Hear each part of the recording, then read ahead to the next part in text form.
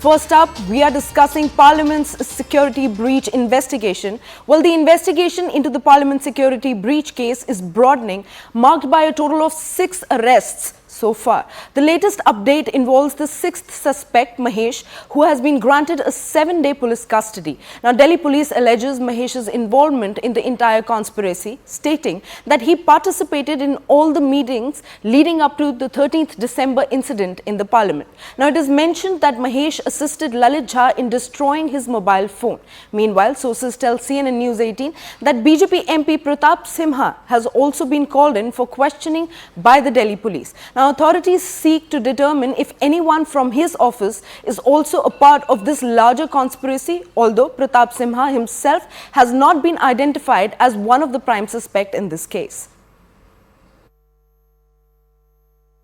नीलम के भाई आए थे यहाँ पे राम निवास जी, वो जेल से आए और हमारे साथ में थे। तो हम पहले मूव किए कि भाई संसद मार्ग थाना गए हम कि हमें एटलीस्ट कॉपी ऑफ एफआईआर मिले और हमें विजिट करने दिया जाए इसके नीलम से मिलने के लिए।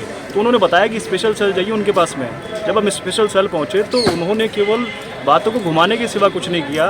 उनको हमने बताया भी कि एटलीस्ट हमें मिलने दिया जाए और कॉपी ऑफ एफआईआर हमें दी जाए, लेकिन उन्होंने कुछ भी नहीं दिया।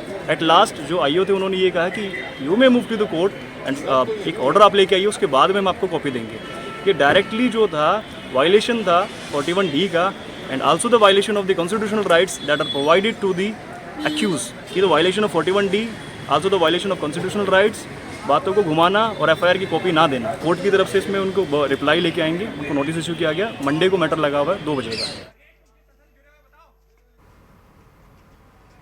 Well, politics over the Parliament security breach is raging. 3 days after the significant security breach in Parliament, Lok Sabha Speaker Om Birla asserted in a letter to all the members of the Parliament that there is no link between the breach and the recent suspension of the 13 MPs from the lower house. Now, Birla has also clarified that there is no association between the two incidents, expressing a lot of disappointment in some members and political parties for making unwarranted connections. Now, he's also emphasized the fact that the suspension is solely aimed at upholding the sanctity of the house.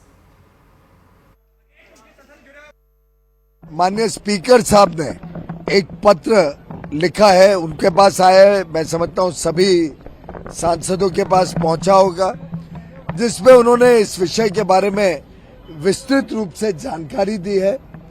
माननीय speaker साहब ने पूरे घटनाक्रम को उल्लेख करते हुए बताया है किस प्रकार से उन्होंने इस विषय की जांच के लिए भी आदेश दिया है। हम सभी माननीय सांसद किसी भी पार्टी के हो, सभी दल से उठकर पार्लियामेंट की सिक्योरिटी की, पार्लियामेंट के अच्छे चलने की चिंता करें।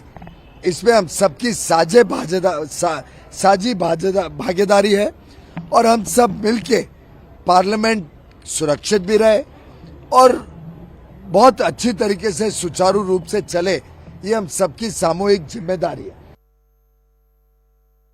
घटना के बाद भी स्पीकर साहब ने स्वयं सुरक्षा की दृष्टि से, सदन में संचालन की दृष्टि से सभी राजनीतिक दलों को आमंत्रित किया कि उनके सुझाव दिए जाएं। ये मेरा लोकसभा सांसद के नाते अनुभव रहा है कि बिना किसी पक्षपात के स्पीकर महोदय ने राष्ट्र के हर विषय पर सभी राजनीतिक दलों के नेताओं को अपना पक्ष रखने का मौका दिया। लेकिन ये सांसद होने के नाते हमारी जिम्मेदारी बनती है कि हम सदन की गरिमा को आहत ना करें